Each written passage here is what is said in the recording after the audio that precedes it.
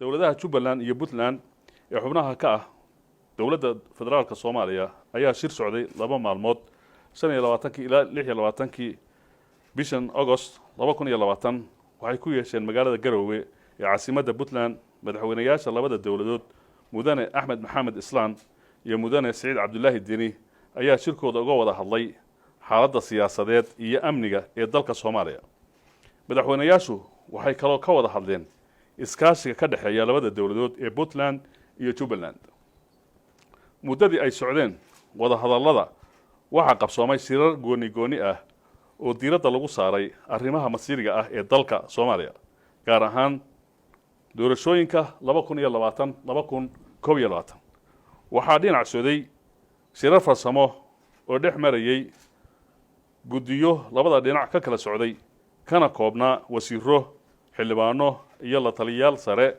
ayaa waxaa lagu falanqeeyay arrimaha farsamo ee qabsoomidda doorashada dalka 2020-2021. madaxweynayaasha ayaa dhankooda waxay shirar wada tashi ah la yeesheen madaxweyne ku-xigeenka Puntland, guddoonka baarlamaanka Puntland, madaxweynayaashii hore ee Puntland, xubno ka socda labada aqal ee federaalka, siyaasiyiin rugcada ah iyo madax ka tirsan ururada bulshada rayidka ah. madaxweynayaasha ayaa sidoo kale intii ay socdeen shirka Garowe waxay xiriir dhanka telefoonka la yeesheen madaxda dowladda federaalka Soomaaliya iyo dowladaha xubnaha ka ah, iyadoo laga wada hadlay sidii xal midaysan loogu heli lahaa arrimaha siyaasadeed ee dalka, taas oo ay ka dhalatay in shir wada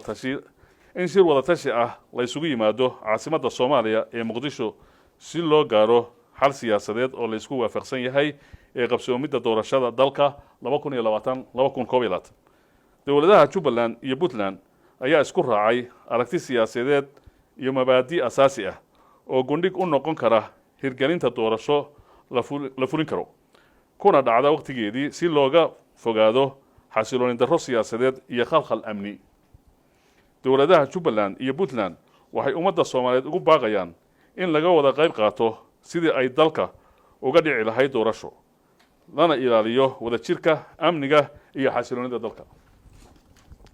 dowladaha Jubbaland iyo Puntland waxay uga mahad celinayaan beesha caalamka dadaalka ay ugu jiraan in dalka Soomaaliya ay ka dhacdo doorasho waqtigeedii ku dhacda loona dhan yahay.